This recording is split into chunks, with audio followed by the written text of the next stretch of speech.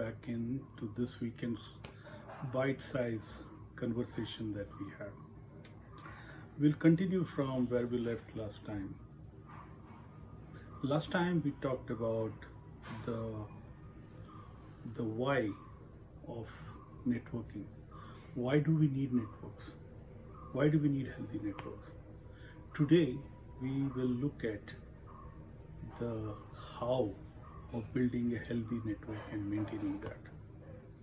So let's jump right in. Okay, so let's before we start, I just wanted to talk about a little bit of what I call as the network Dharma. Okay, so there are, I think to me, at least 3 points which I wanted to remember when we continue talking. These 3 are very important, otherwise it will all sound very manipulative.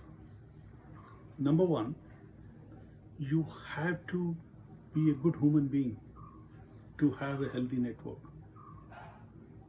Everything we do, and we will talk about that in a little while, this is going to be the bottom line: be a good human being.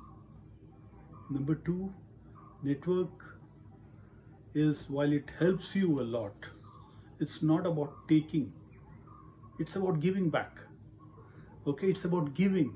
It's about how, like I said, how can you be a go-giver instead of the traditional go-getter. Okay, so the number 2, I think, in networks, remember, it's about how you can help the network, help people in the network. It's about giving, not so much about what you can get. And an outcome of these 2 is that you have to at all times remember, you can't be invading people's space. You can't be in the face. Okay, so this thing I think we must remember throughout our discussion now. This discussion is quite short, so this is a huge topic. So I might not get into a lot of details, okay, but I will hit the big spots. And if you have any queries, feel free to message me back on YouTube or Insta or wherever you're watching this. Let's go ahead. First part of the talk, I want to talk about how do you get this network? Okay, and the latter part about how do we maintain this network? Both are important. How do we get this network? There are some networks which are naturally there. They are personal. Okay, they are family, and many times I see people underestimate the network of a family. It's very powerful. Okay, so it takes effort. It's not as you think, very easy. Okay, the next one is friends, which are the school friends, the college friends. Okay, this comes under again the personal category. Okay, the next one is to look at all the people you worked with and interacted with in all your different companies that you worked, and how do you be in touch with them and make them part of the network that you have. Okay, and everything I say, that's why I keep it might sound easy, but it needs effort, and that's why I keep saying building a network is like investing in a network. It's the best investment you can ever make. It will get you things which money can't get you. Okay, so believe me, this is the strongest net for you. So we talked about the personal ones, which are family, friends, school friends, college friends, and also acquaintances that you had and people you met in all your companies. There are other kinds where you need to make an effort, and these are complete strangers. Now these are, how do you get these? You're invited to seminars, you go there, exchange cards, okay, with people. You meet a lot of interesting people there. Okay, exchange cards.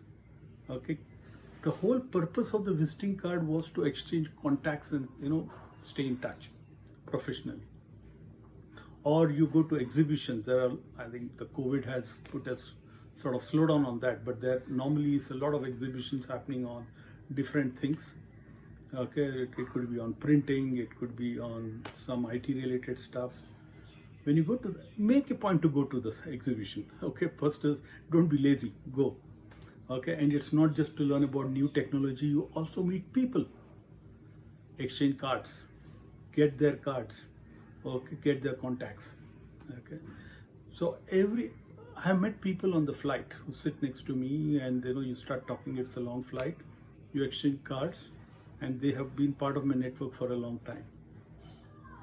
The important thing is, and today it's far easy, okay, because you are with digital world, you can stay connected, very easily, unlike in the past. For example, one of the most popular and the professional, networking site in a way is LinkedIn, right? So once you come back, you met somebody, send them a hello and send them a connection request on LinkedIn. Stay connected. Okay, so that's how simple it is. But do that. That takes effort. Keep the cards, connect. Okay, and with family and friends, it's even easier now. Everybody has a family WhatsApp group. There is a group of college friends, school friends, older companies that you worked with, and there's connects. Participate, be there. Okay. The one thing which I said earlier, which is about being intrusive, just remember, when I'm saying be in the network, doesn't mean send them good morning messages every day morning. That sometimes gets too much intrusive. In the group, maybe it works, but if you're sending it individually, no, it's a no. It puts off the other guy. If you want to reach out to them, you maybe reach out thrice a year.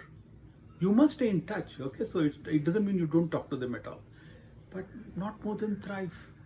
Okay, maybe New Year, some festival, okay, Diwali, Eid, Christmas, Nowruz, something, but not more than that. Maybe the third thing which I normally like to do is but that takes effort, wish them on their birthday. How do you know their birthday? It's not there on the visiting card. You need to make an effort. Okay, you need to, and today with digital footprint of everybody there somewhere, okay, you can, it's not too difficult to find birthdays. And it feels so good when you send a personal wish on a person's birthday. And it has a warm feeling when you receive that, because somebody remembered your birthday. But not more than that. No, you're not professional network is not a little different from friends. They're not friends. Okay, you can't be saying good morning every day morning to them. Remember that. That's a big no. It puts off people.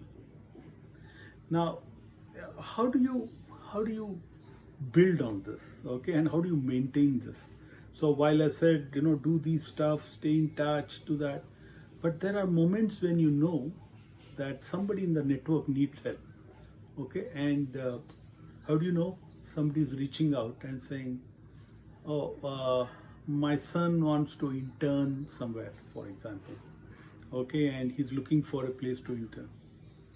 Now, obviously, you may not know yourself have an opportunity for an intern to be hired.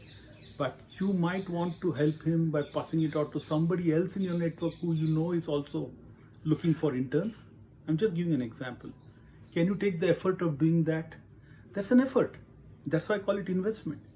Can you go that extra mile to help somebody in your network?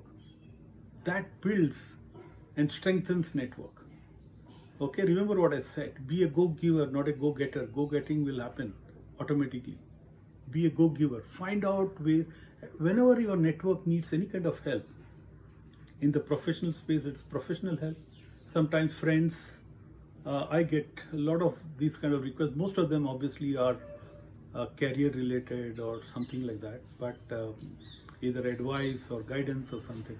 But also on things which are from friends or family, where somebody, very recently, my college friend, engineering college friend's daughter was moving into Bangalore and wanted help in finding a good place to stay in Bangalore. So takes a little effort, but if you can, it doesn't mean you have to or you can all the time, but you have to make that effort.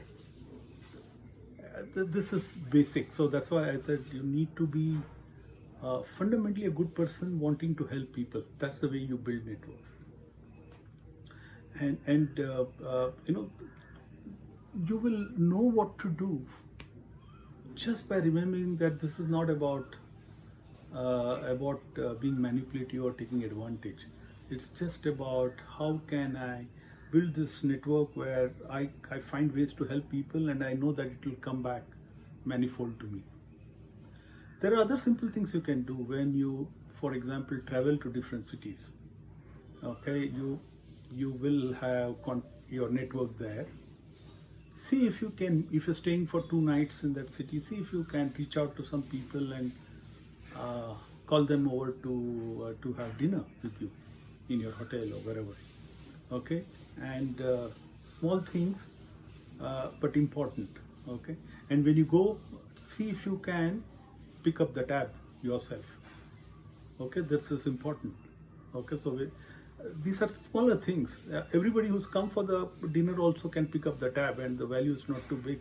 But these are small things, leaves impressions. Make sure you do that.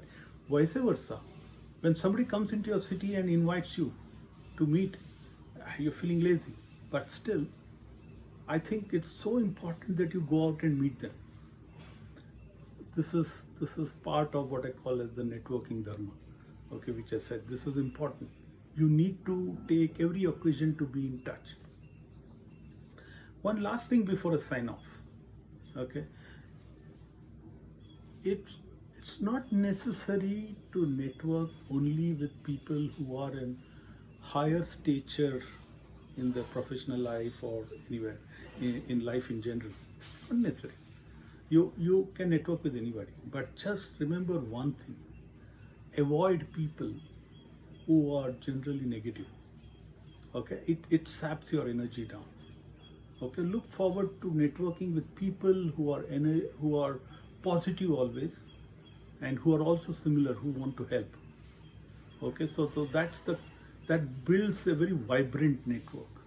Okay, and I personally don't, though I know that it's always good to be with people who are smarter than you, because that pushes you up, but I find in every person something which they are smarter than me in that particular field.